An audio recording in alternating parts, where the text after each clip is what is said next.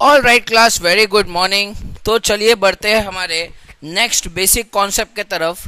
ठीक है, आप देख रहे होगे सर ये बोर्ड पे क्या बनाया हुआ है आपने, क्या दिख रहा है ये बोर्ड पे, क्या है ये? तो क्लास ये बोर्ड पे एक कंपनी दिख रही है और हमारा जो देश है वो दिख रहा है जिसका नाम है इंडिया, भारत माता हमारी, हमारा हिंदुस्तान। सर क्या अजीब सा लगा रहा है, ऐसा लग रहा है वो हम घुमाते थे ना फ्रीज भी, वैसा लग रहा है ये। ठीक है, मेरा ड्राइंग बहुत ज़्यादा ख़राब है क्लास, अच्छी से मुझे आता नहीं है, लेकिन कॉन्सेप्ट आपको अच्छे से समझ में आएगा, इस बात की मेरी गारंटी है आपको। चलिए तो चालू करते हैं पढ़ना क्लास हमारे कॉन्सेप्ट को। क्या पढ़ाना चाह रहा हूँ, ध्यान से सुनना, समझना, आपको समझ में आएगा। और पिछले वीडियोस आपने देखे हैं तो ही ये वीडियो आपके समझ में आएगा, ऐसा मान के चलते हैं हम तो, क्योंकि आपने वीडियोस देखे हो तभी आपको समझ में आएगा, अदरवाइज समझ में आने वाला नहीं है। ठीक है, तो ध्यान से सुनना और देखना, समझना, मुझे बताना। ठीक है, कंपनी क्या है? एक लार्ज बिजनेस है। अब मैं लिखूंगा नहीं क्लास, अब मैं, क्योंकि मैंने ऑलरेडी बहुत बार ये रिपीट कर चुका हूं, मतलब इतने बार रिपीट कर रहा हूं कि अगर आप भूलो तो अपना नाम भूलना, लेकिन ये कॉन्सेप्ट कभी नहीं भूलोगे। Company is a large business, large business requires large capital, और कंपनी को कैपिटल देता कौन है? पब्लिक। नहीं, अब हम उसको पब्लिक नहीं बोलेंगे, हम क्या बोलेंगे? अब उनको जो लोग कंपनी में पैसा इन्वेस्ट करते हैं उनको कहा जाता है शेयर होल्डर्स। क्या कहा जाता है उनको? Share holders of the company. मैंने आपको बताया था उन्हीं को ओनर्स भी कहा जाता है। Share holders are the owners of the company. और क्यों शेयर होल्डर्स को कंपनी का ओनर्स कहा जाता है ये भी बात मैंने आपको बताई है, अच्छी से आपको पता है, सब मैंने सिखाया है, पिछले वीडियोस में बताया है। So share holders are the owners of the company, और यही वो लोग हैं जो क्या करते हैं, अपना पैसा कंपनी में इन्वेस्ट करते हैं। कम ऑन, यस क्लास, इतना पढ़ाया मैंने आपको। यही वो लोग हैं जो कंपनी में अपने पैसा इन्वेस्ट करते हैं। ठीक है, चलो मेरा आपसे एक क्वेश्चन है। अब क्वेश्चन क्या है, ध्यान से सुनना। ठीक है, हमारे इंडिया में कहीं तो भी यहाँ पर एक शहर है जिसका नाम है मुंबई। क्या नाम है? मुंबई। सुना होगा आपने, हमारे महाराष्ट्र में ही आता है मुंबई। इतना बड़ा मुंबई है, और मुंबई में कहीं तो भी एक छोटी सी एक कंपनी है, देखिए ये जो डॉट दिख रही है, उस कंपनी का नाम है रिलायंस। क्या नाम है वो कंपनी का? रिलायंस। ये है वो कंपनी। बोलो हाँ। Come on, yes class. देखो इतना बड़ा हमारा देश है और वहां पे एक शहर है जिसका नाम है मुंबई, और उस शहर के अंदर एक कंपनी है जिसका नाम है रिलायंस, और एरिया है जुहू बीच करके, जुहू करके एक एरिया है मुंबई में, वहां पे वो कंपनी है जिसका नाम है रिलायंस। और वो भी कंपनी है, तो मुझे बताओ उसके भी ओनर्स कौन होंगे? Share holders, of course, yes और नो। पर मेरा एक क्वेश्चन है क्लास, मेरा क्वेश्चन ये है, मुझे बताओ, क्वेश्चन में 2 बार रिपीट करूंगा, ध्यान से सुनना। कंपनी कहाँ है? जो रिलायंस कंपनी है वो कंपनी कहाँ है? कहाँ, कौन से शहर में है? मुंबई में। फिर से पूछ रहा हूं, जो रिलायंस कंपनी है वो कहाँ है? मुंबई में। मुझे बताओ, कंपनी है तो उसके ओनर्स कौन होंगे? Share holders. अभी मैंने पढ़ाया आपको पिछले वीडियोस में। तो मेरा ये क्वेश्चन है, क्वेश्चन ध्यान से सुनना। कंपनी मुंबई में है, कंपनी कहाँ है? मुंबई में है। कंपनी मुंबई में है, और उसके जो शेयर होल्डर्स है वो कहाँ पे होंगे? वो भी मुंबई में होंगे, यस और नो। कंपनी कहाँ है? मुंबई में। Come on, yes. तो उसके शेयर होल्डर्स भी कहाँ होंगे? मुंबई में होंगे। अच्छा, मुंबई आता कहाँ पे है आपको पता है क्या? मुंबई आता है गर्जा महाराष्ट्र माझा। पता है क्या आपको? हाँ, मुंबई कहाँ आता है? महाराष्ट्र में। हमारा नागपुर भी यही, गई तो भी है, हमारा नागपुर भी है इसमें। ठीक है, have a seat, have a seat, बैठिए 2 मिनट। हाँ, तो मुझे बताओ, जो कंपनी है वो कहाँ है? मुंबई में। मेरा सवाल फिर से बोल रहा हूं मैं, रिलायंस कंपनी, जो बिजनेस है रिलायंस का, कंपनी बोल रहा हूं, कंपनी ये मुंबई में है।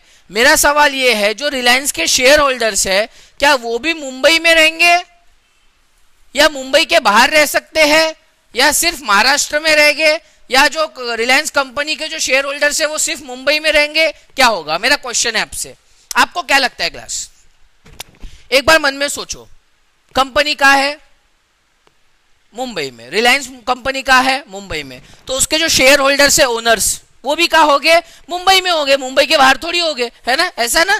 ऐसा बिल्कुल भी नहीं है, no.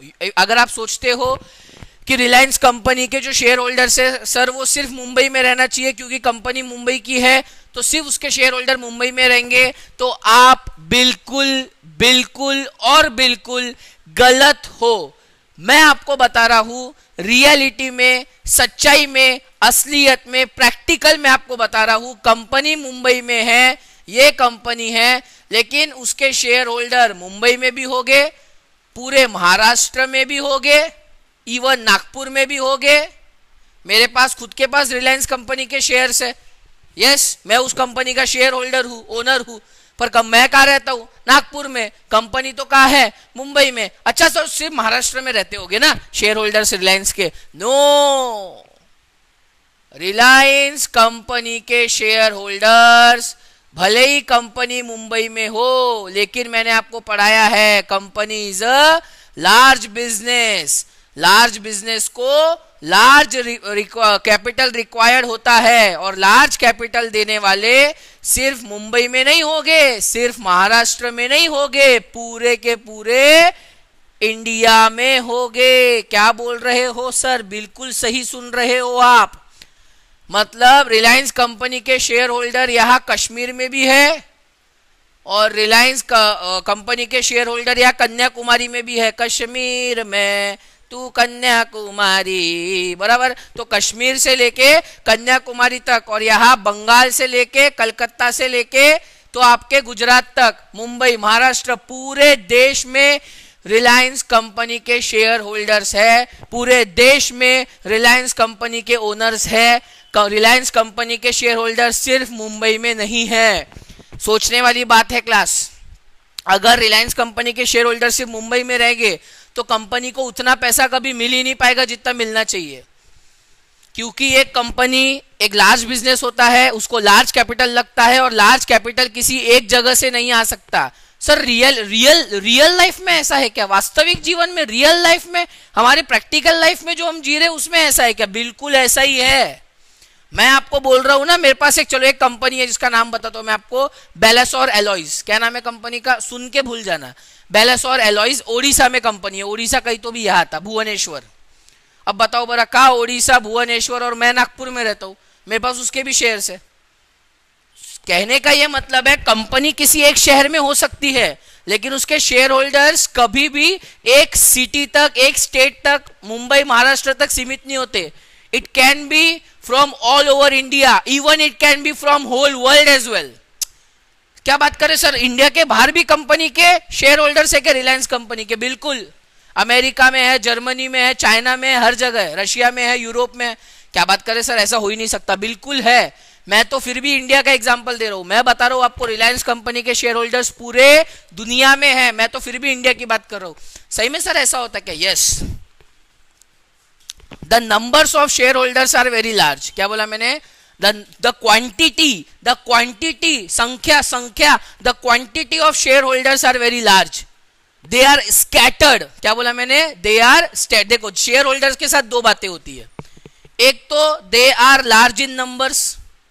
What do you mean by large in numbers? बहुत ज्यादा होते हैं, संख्या में बहुत ज्यादा होते हैं, क्वांटिटी में बहुत ज्यादा होते हैं, ठीक है। और दूसरा, दे आर स्कैटर्ड। क्या बोला मैंने? They are scattered. What do you mean by scattered class?